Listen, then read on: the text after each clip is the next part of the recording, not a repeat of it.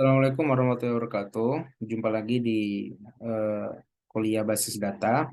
Ini merupakan video kuliah segmen kedua.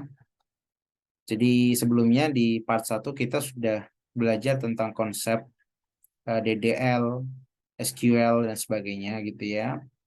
Eh, jadi kita sudah belajar gitu ya, atau mengenal perintah-perintah SQL untuk DDL gitu, untuk membuat tabel gitu ya, membuat database, melakukan manipulasi tabel, manipulasi kolom dan sebagainya. Ya, jadi itu merupakan konsep gitu ya dari DDL yang sebenarnya sudah diberikan template gitu ya. Kita cukup mengikuti saja gitu. Sebenarnya kita kebutuhannya apa gitu. Apakah ingin membuat, merubah gitu ya, atau menghapus dan sebagainya. Nah, pada video kedua ini kita akan fokus untuk implementasinya. Jadi kita akan menggunakan RDBMS ya. Jadi merupakan sistem manajemen data ya untuk database relasional dan kita sudah coba install gitu ya.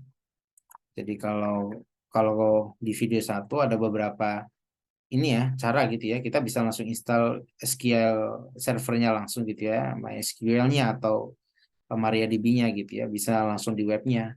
Ya, tapi agar lebih mudah kita bisa gunakan namanya ini XMPP. Jadi merupakan ini ya kumpulan dari tools gitu ya, software gitu ya. Jadi ada untuk namanya web server gitu ya, ada untuk database, ada untuk pemrograman web dan sebagainya. Nah, teman-teman uh, harus install terlebih dahulu gitu ya. Caranya buka aja webnya tadi di SMPP gitu ya, sesuaikan dengan OS teman-teman gitu. Kemudian kita akan aktifkan terlebih dahulu gitu ya. Aktifkan itu kalau di pertemuan sebelumnya kita sudah coba lihatin ada namanya XAMPP Control Panel gitu ya. Jadi dia merupakan control panel untuk ya, mengaktifkan gitu ya, atau mendeaktif dari layanan tadi. Jadi kita butuh namanya MySQL nih ya, sama untuk Apache-nya gitu ya, untuk web servernya. Jadi kita bisa akses ke database-nya tadi. Jadi nggak pakai terminal. Nah, nggak pakai terminal atau kita gunakan apa namanya, kita kenal dengan istilah CLI gitu ya, Command Line Interface gitu ya. Jadi perintahnya di ini gitu ya, di terminal gitu ya, CMD gitu ya. Dan itu akan susah gitu saat kita ingin ingin apa tuh namanya, ingin membuat skrip-skrip DDL gitu ya, ataupun yang lain gitu. Kita akan coba pertama gitu ya menggunakan shell. Jadi kurang lebih shell akan seperti ini nanti. Jadi teman-teman akan eh, masuk di halaman MySQL-nya itu ya, karena kita pakai versi SMPP, jadi kita masuknya nanti di SMPP, kemudian folder MySQL, kemudian folder bin, kemudian baru kita bisa jalankan perintahnya. MySQL spasi min u itu artinya user ya, usernya adalah root gitu ya, root itu adalah nama user yang paling level yang paling tinggi gitu ya, dengan min p adalah password gitu ya, passwordnya secara default adalah kosong gitu. Jadi kita enter dan kita enter saja karena nggak ada passwordnya, akan diarahkan ke MariaDB ini ya, MariaDB atau MySQL. Kita akan coba ya, kita akan buka CMD gitu ya. Teman-teman bisa tekan Windows R gitu ya, Windows R, kemudian akan muncul run gitu ya, pop up run. Kalian tentu sebenarnya tulis CMD, CMD. Jadi kalau lebih seperti ini ya. Em, Kalau teman-teman tulis CMD kemudian buka, nanti teman-teman akan dapatkan halaman seperti ini. Eh, Oke, halaman seperti ini. Oke.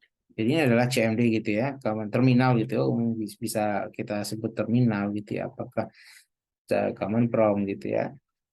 Nah, tadi ya kalau kita ikut ini tadi ya, itu kita bisa akses di halaman ini ya, CSMPP gitu ya, karena saya installnya SMPP-nya di C gitu ya. Saya install direktorinya, foldernya saya taruh di C gitu. Kalau teman-teman di misal program file dan sebagainya disesuaikan aja gitu.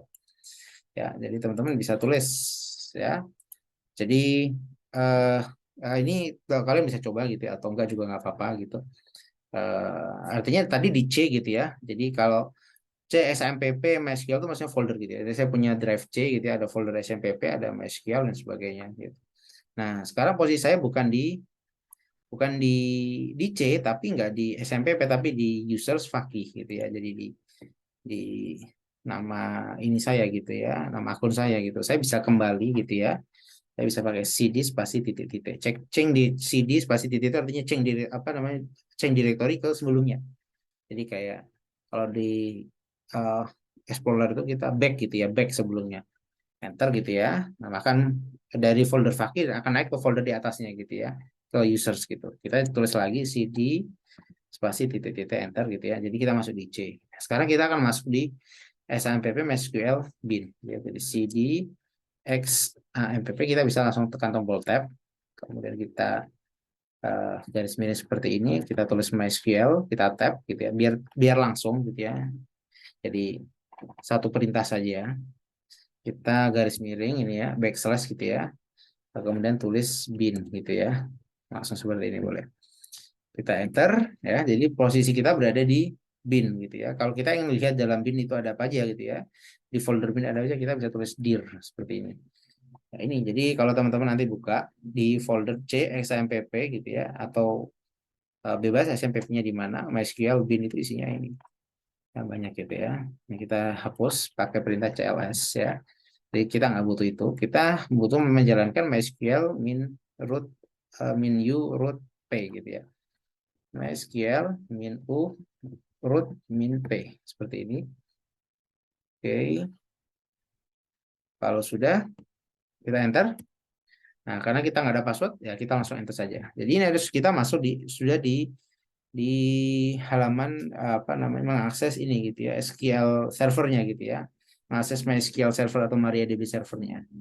Nah, ini kita sudah mencari gitu ya. Jadi kita sudah masuk di environment database-nya. Jadi kalau kita ingin lihat ada database apa saja, ada kita namanya show DBS kalau nggak salah ya. Kita coba enter ini. Salah show database. Oke, bukan show DBS. Show DBS itu nanti di MongoDB kalau nggak salah itu. Nah, ini kebetulan ada beberapa database yang sudah ada gitu ya. Jadi show database melihat semua database-nya ini. Ya, kita bisa fokus misal di salah satu database dengan perintah use. Saya ingin saya ingin membuka database kampus ini, database kampus ya. Maka saya bisa tulis use kampus seperti ini dan sebagainya ya. Ini namanya kita sudah mencari ya. Kita nggak akan terlalu melihat ke sini gitu ya. Jadi tapi teman-teman bisa langsung akses seperti itu. Ya, ini kita bisa exit gitu ya. Oke, Oke, kita akan coba pendekatan yang kedua. Oke, kita akan coba pendekatan kedua ya ini dengan PHP MyAdmin, PHP MyAdmin gitu. PHP MyAdmin itu jadi saat kita jalankan service MySQL dan Apache tadi, dia akan memberikan interface gitu ya di halaman localhost/phpMyAdmin. Jadi ketika dinyalain, kemudian teman-teman buka browser, buka halaman ini ya localhost/phpMyAdmin gitu ya, maka akan diarahkan ke halaman seperti ini. Oke, jadi uh, ini sudah terbuka juga kayaknya. Ya, dari sini ya. Kurang lebih seperti ini. Jadi localhost/phpMyAdmin. Ya, pastikan tadi ya MySQL dan Apache-nya tadi di control panel SMPP-nya sudah aktif gitu. Kalau nggak aktif nggak akan muncul gitu. Jadi ada database-nya sama persis seperti tadi. Tapi kita dikasih interface seperti ini. Jadi interface-nya lebih enak gitu ya. Jadi kita nanti perintahnya di mana? Perintahnya nanti di sini.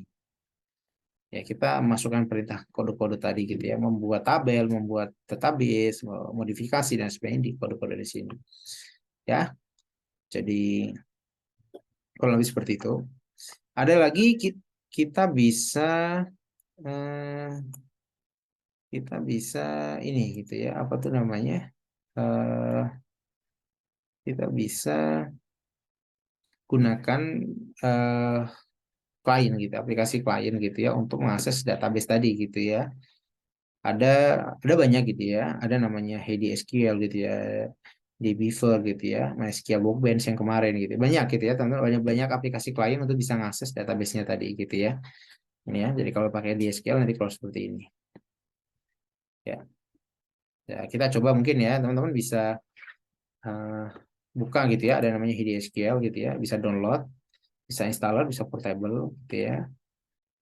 Ada namanya di Beaver gitu ya, ini juga sangat terkenal. Nah teman-teman bisa buka webnya, download gitu ya. Kita akan coba ya dengan menggunakan HDSQL ini tadi. Ini ada yang installer, ada yang portable ya. Jadi kalau teman-teman sudah install gitu ya, atau portable ketika dijalankan nanti akan seperti ini tampilannya. HDSQL ya. Ini tampilan utamanya. Kita harus terkoneksi terlebih dahulu ke database kita gitu ya. Kita bisa tekan new di sini ya. Kita bisa tekan new. New di sini ya, kita bisa pilih database-nya apa gitu ya. Banyak gitu ya. Banyak bisa database Postgre, apa, SQL Server ya, MySQL. Nah, kita pilih MariaDB gitu ya atau MySQL ini. Yang mana alamatnya adalah 127.0.0. Ini maksudnya localhost gitu ya, localhost lokal gitu ya. Alamat lokal komputer kita gitu ya. Kemudian usernya tadi root gitu ya. Oh, nggak ada passwordnya itu. Kalau ada passwordnya silakan bisa diisi. Tapi default tadi kita nggak pakai password gitu ya saat install. Portnya di 3306. Jadi ini sudah bawaan default gitu ya. Jadi kita nggak usah otak-atik gitu ya. Kita bisa open seperti ini. Nah, alamat seperti ini sama persis belakangnya ini ya. Jadi kita bisa mengakses secara langsung seperti itu. Nah, kita bisa gunakan perintah SQL tadi untuk membuat tabel dan sebagainya itu nanti eh, di sini di new query tab ini ya. Kita bisa seperti ini. Ya. Oke, misal saya mau membaca tadi database, misal di sini namanya ada database kampus nih. Di kampus ini ada tabel dosen jurusan mas. Jadi sudah ada gitu ya. Ini sudah ada ya. Saya bisa gunakan perintah namanya use kampus gitu ya. Use kampus itu maksudnya saya mau pakai tabel kampus gitu ya. Kemudian saya mau melihat ada berapa banyak tabelnya gitu ya. Ada tabel apa aja gitu ya. Saya bisa menggunakan show tables ini kalau nggak salah ya. Kita coba jalankan. Ini perintah jalankannya. Oke, saat kita jalankan perintah use kampus, kemudian show semua tabelnya, maka muncul seperti ini. Ada dosen, jurusan, mahasiswa. Ya, misal saya ingin tahu semua data di tabel dosen gitu misalnya ya. Ini tapi sebenarnya nggak masuk di DDL ya, tapi ini sudah masuk ke DML gitu ya, Data Manipulation Language ya. Tapi nggak apa-apa kita coba dulu ya. Di bawahnya misal kita gunakan perintah eh, select bintang, artinya saya ingin tahu semuanya ya. From dari tabel yang kita pakai adalah tabel dosen. Ya udah gini aja. Saya mau melihat semua data di tabel dosen gitu ya. Jadi ini sebenarnya nggak masuk DDL ya, tapi DML. Tapi ini hanya untuk memberitahu ya bahwa kita bisa mengakses database tadi dari manapun gitu ya. Salah satunya dari sini. Nah, kalau kita jalankan, ya, dia akan menampilkan dosen gitu ya. Jadi ada hasilnya di bawah ini bahwa saat jalankan ini ada tiga tabel ini gitu ya. Saat kita jalankan ini, ya dia menampilkan di dalam tabel dosen itu ada nama, univ, jurusan yang isinya adalah seperti ini. Gitu ya. Ini juga kita bisa pakai di tadi ya, di ini misal ini saya copy ya, ini saya copy. Kita bisa pakai yang eh, tadi di PHP MyAdmin tadi ya. Jadi di PHP MyAdmin juga ini tadi di SQL tadi kita bisa paste di sini. Sama kalau kita jalankan nanti akan diberikan itu ya. Ini gitu ya. Yang tadi ya. Kalau melihat tabel semua ada dosen, ada jurusan, ada mahasiswa. Kemudian kalau mau melihat semua data di dosen, ya perintahnya seperti ini. Tapi tadi ya ini maksudnya bukan DDL ya, tapi DML ya. Melihat seperti sama persis gitu ya. Teman-teman juga kalau pakai pakai ini tadi ya, pakai CMD tadi ya, di sini tadi ya, ini sudah keluar ya. Coba saya masuk lagi. Misal saya mau melihat use campus gitu ya, use campus seperti ini. Jadi perintahnya sama. Kemudian saya ingin lihat show tables gitu ya. Artinya saya mau lihat semua tabelnya. Sama seperti ini dosen gitu jurusan mahasiswa. Saya ingin melihat semua data di dosen. Select bintang from dosen. Seperti ini. Ya kita enter. Nah, hasilnya seperti ini. Sama persis ya. Jadi sama persis. Oke, saya kira bisa dipahami ya, nggak susah ya. Kita juga bisa pakai tools yang lain, gitu ya, pakai aplikasi klien yang lain nih. Ya, misal kalau di sini itu ada selain Heidi itu ada nih di Behavior ini ya. Jadi ini kalau kita buka ya juga hampir sama gitu ya. Eh, apa tuh namanya sama gitu cara buka koneksi dulu gitu ya. Teman-teman bisa coba-coba sendiri ya. Ada banyak caranya. Ada banyak bentuknya gitu untuk akses ke database ya. Kita cukupkan saja gitu ya. Oke, kita akan coba studi kasus ya. Jadi di pertemuan satu kita sudah banyak belajar tentang apa tuh namanya perintah DDL ya, perintah DDL ya. Jadi kita akan coba studi kasus yang sudah kita pelajarin ya di pertemuan lalu yaitu membuat IRD terlebih dahulu ya. Jadi kita akan nanti buat IRD, kemudian buat relational modelnya, kemudian baru kita buat script DDL-nya dari relational model yang sudah di define tadi. Oke, jadi studi kasusnya adalah jadi ceritanya kita punya database kampus gitu ya. Jadi kita punya sistem perkuliahan di kampus gitu ya. Yang itu tentu banyak entitas di sana, tapi kita batasin entitas yang kita pakai adalah eh, jurusan dan mahasiswa gitu ya. Artinya tentu di kampus tuh sistem kampus pasti ada jurusan ya, jurusan, ada fakultas, ada mahasiswa, ada dosen semuanya. Tapi kita batasin aja coba jurusan dan mahasiswa. Dan hubungan antara jurusan dan mahasiswa ini adalah one to many gitu ya. Jurusan ke mahasiswa itu one to many. Artinya satu jurusan itu punya banyak mahasiswa dan satu mahasiswanya berasal dari satu jurusan. Ini seperti contoh yang video satu ya, segmen satu ya. Jadi ada dua tabel gitu ya, tabel jurusan dan mahasiswa. Jadi berhubungannya one to many.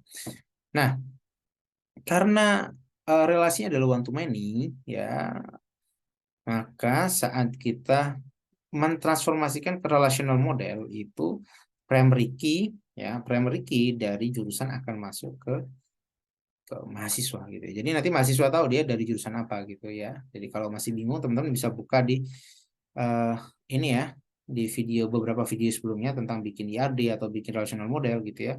Atau termasuk video yang segmen satu gitu ya. Jadi eh, harus paham terlebih dahulu gitu ya konsep dari ini ya kardinalitas tadi ya one to many tadi gitu ya.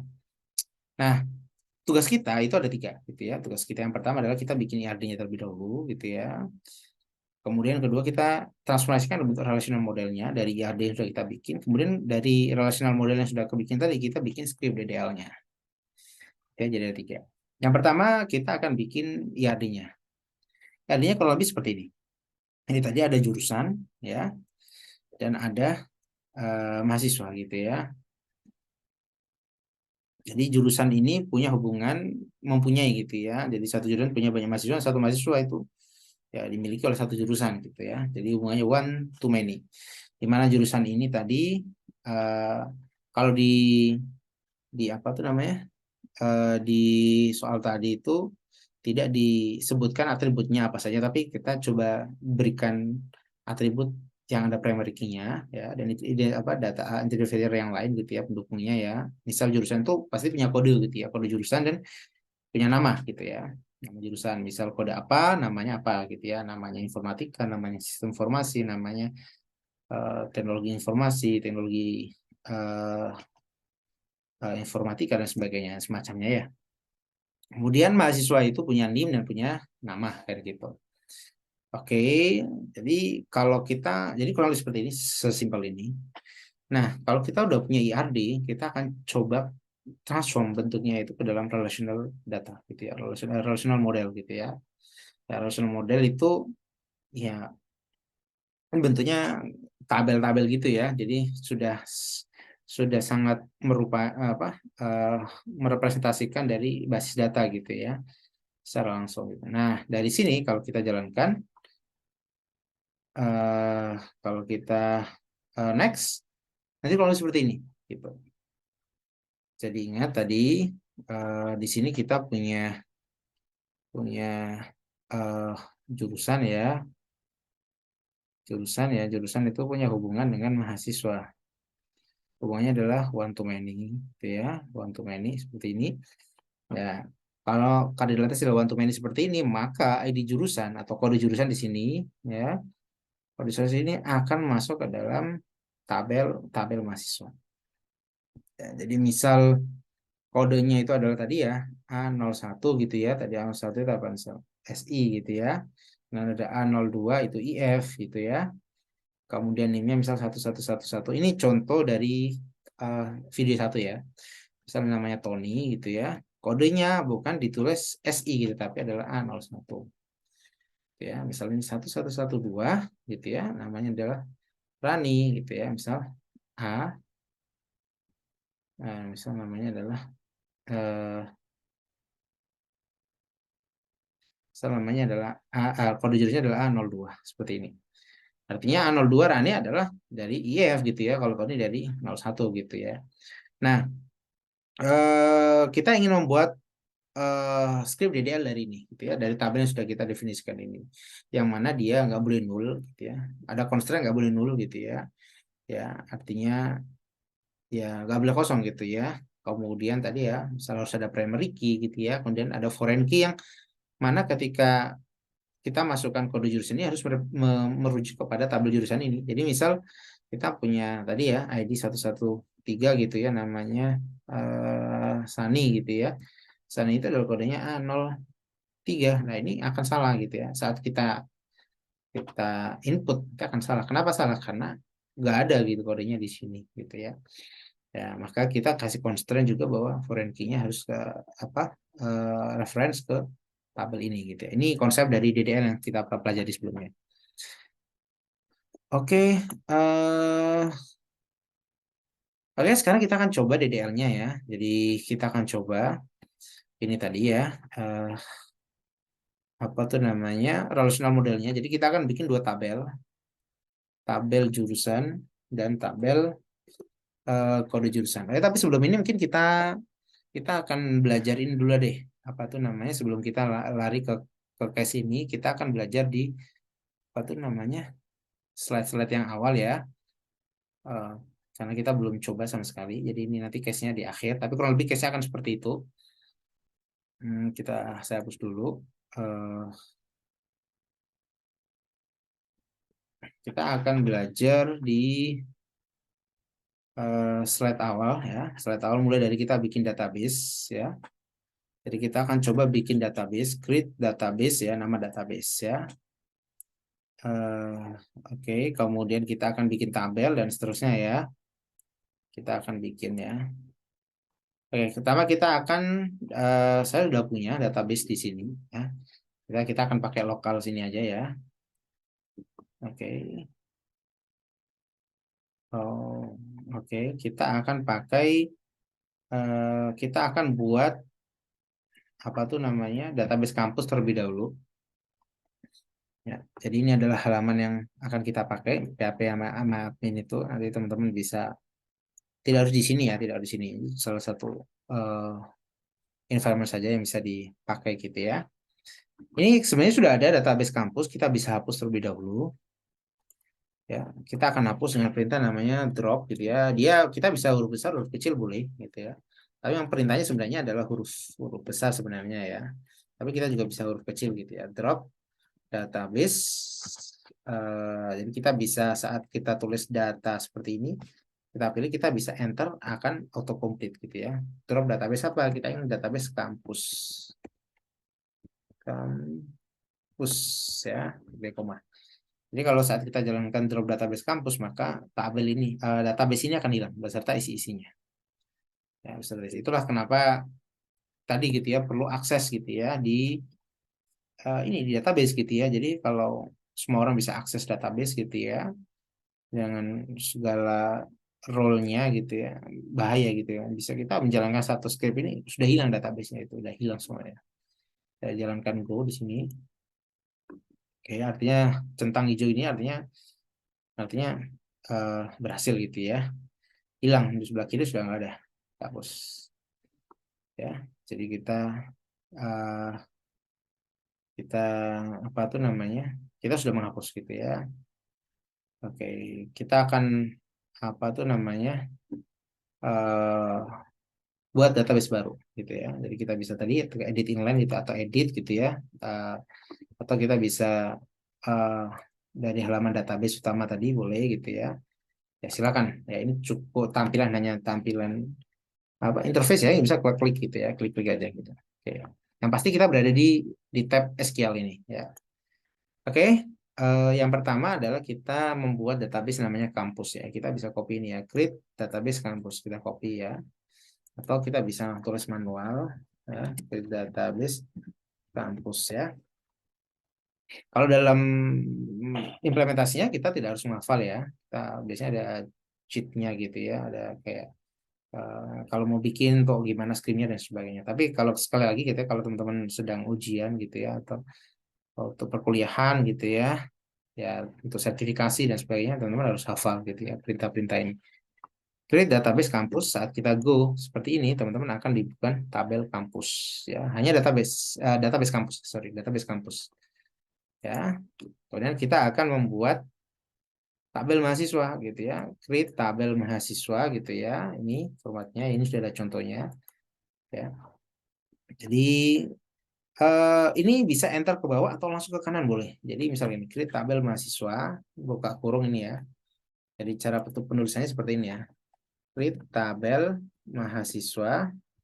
Nah, di sini itu ada kurung-kurung awal, ada kurung gitu ya. Ini ada kurung, ada kurung gitu ya. Caranya adalah biasanya kalau dalam programming gitu langsung seperti ini. Langsung jadi satu seperti ini. Jadi kalau buka kurung tutup kurung langsung dibikin gitu ya. Tinggal dalamnya nanti teman-teman bisa masukkan nim int ini, jadi boleh dalamnya nim int koma. Jadi bisa langsung bikin perintah dalam satu baris sebenarnya. Nim int gitu ya, nama varchar, alamat dan jurusan misalnya ya. Eh, nama varchar gitu ya 50, alamat varchar 50. Tadi ini terkait penjelasannya sudah saya jelasin di video satu ya. Jadi teman-teman bisa belajar lagi gitu ya. Kemudian apa? Jurusan varchar 1. Jurusan varchar sorry 50 gini ya. Oke, kodenya seperti ini.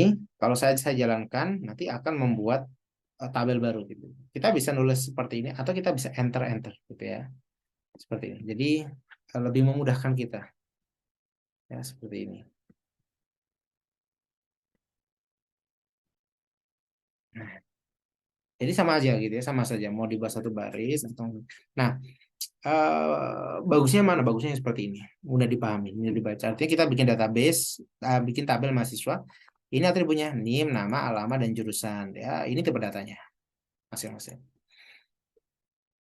Makanya kita bikin seperti ini. Tapi bisa kita bikin satu baris panjang. Oke, kalau sudah kita jalanin ya. Oh, ini karena database-nya belum dipakai tadi ya.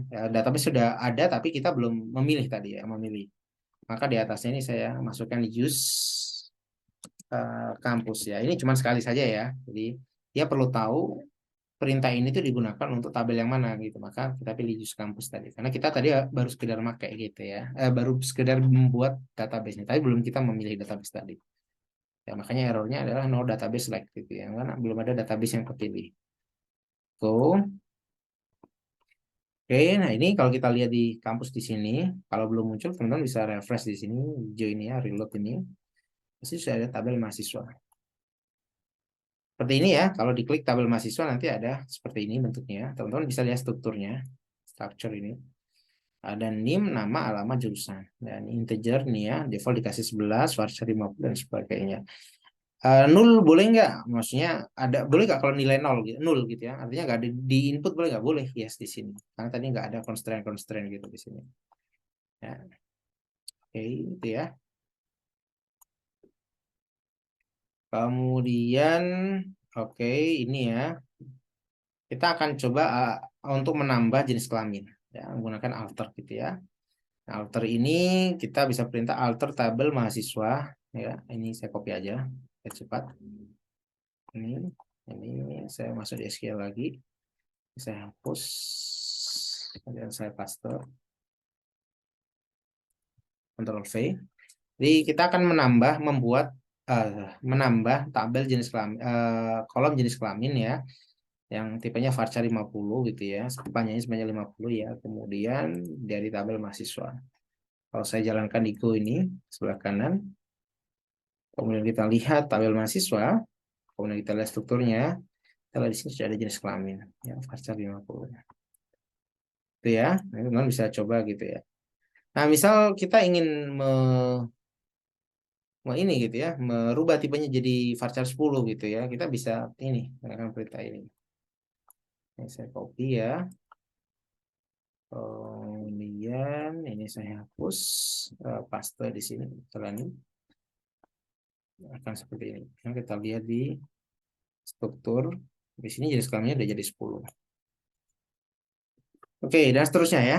Silakan dicoba alter sendiri ini ya. Nah, ini alter rename gitu ya. eh Merubah tabel gitu ya. Misal tabelnya dari mahasiswa tadi ya ke MHS gitu ya. Jadi yang di copy semuanya ya, yang ini aja gitu, yang atas cuma template ya. Oke, jadi isi ada tabel mahasiswa, kita akan rubah jadi tabel MHS. Alter tabel mahasiswa rename MHS. Kalau dijalanin, nah, jadi mahasiswa berubah jadi MHS di sini. Ya. Kemudian misal kita ingin drop gitu ya, drop tabelnya atau database-nya. Ya, kita tinggal gunakan perintah drop database. Atau kalau kita ingin hapus mahasiswa, tabel mahasiswa, drop tabel mahasiswa. Ya, jadi kita bisa gunakan langsung drop tabel mahasiswa ini. Ya, kalau jalankan seperti ini, kalau ini salah karena akan menghapus mahasiswa, sedangkan tabel kita namanya MHS gitu ya. Jadi kita ganti dulu MHS di sini. Kita jalankan.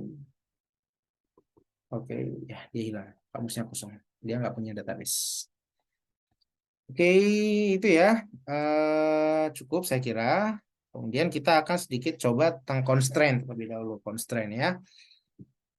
Constraint not null gitu ya. Not null gitu ya. Kita akan membuat tabel mahasiswa tapi not null. Artinya nggak boleh kosong gitu ya. Nggak boleh kosong. Jadi ini kita bisa copy.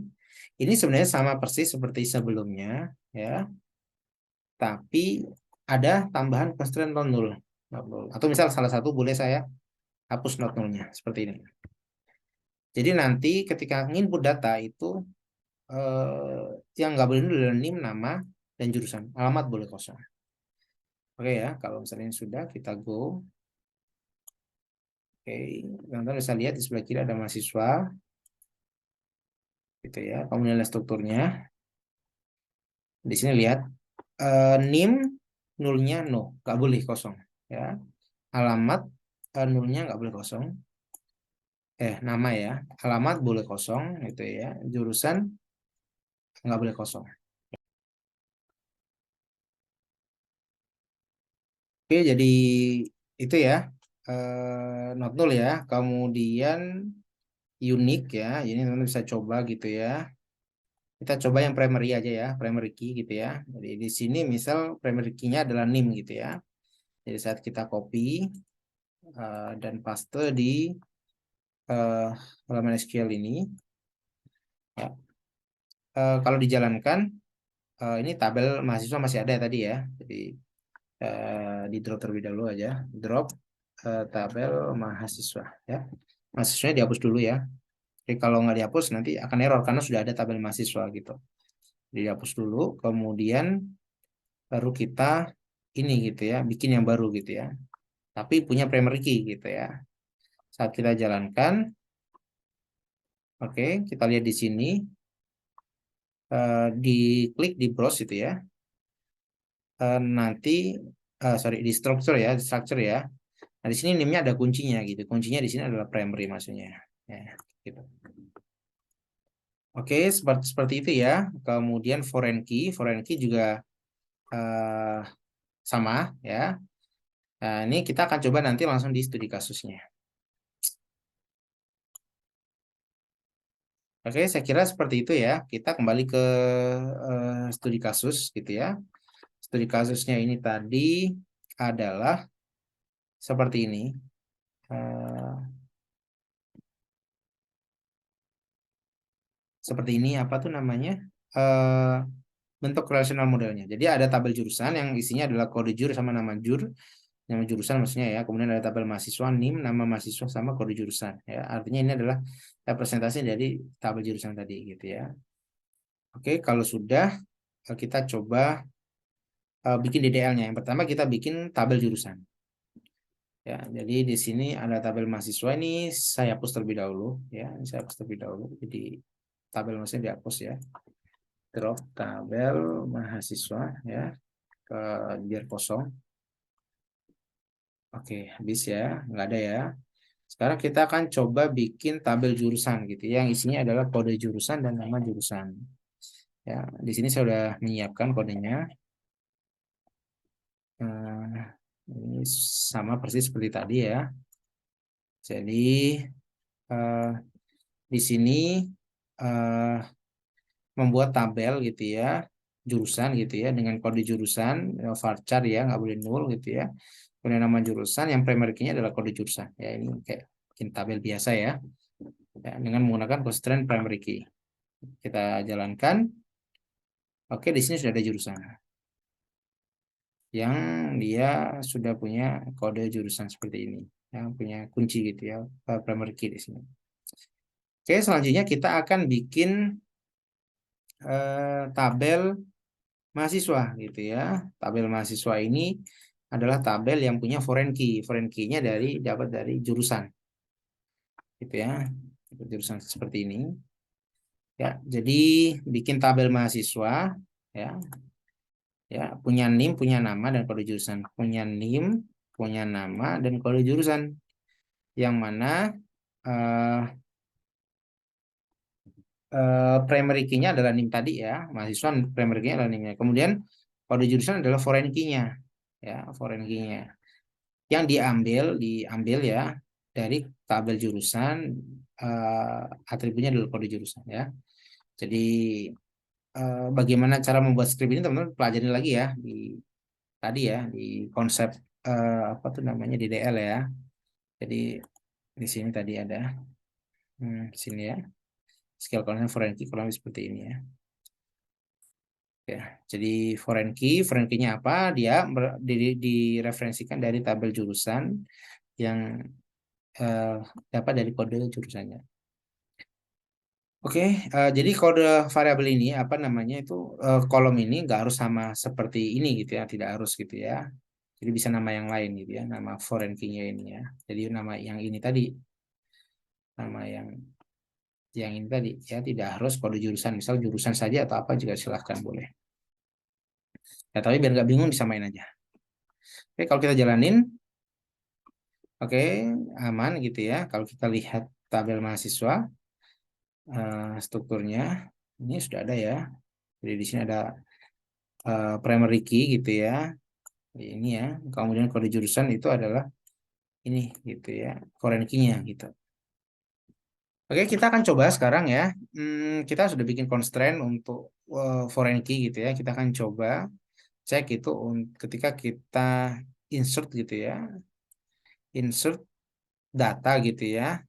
eh, dengan kode jurusan tertentu gitu ya, dengan kode jurusan tertentu. Ya, jadi tadi ya DDL-nya ini tadi ya, apa nama studi kasus ini ya gini aja gitu ya. Ya, gini saja gitu ya, jurusan gitu ya dan mahasiswa sudah selesai gitu ya.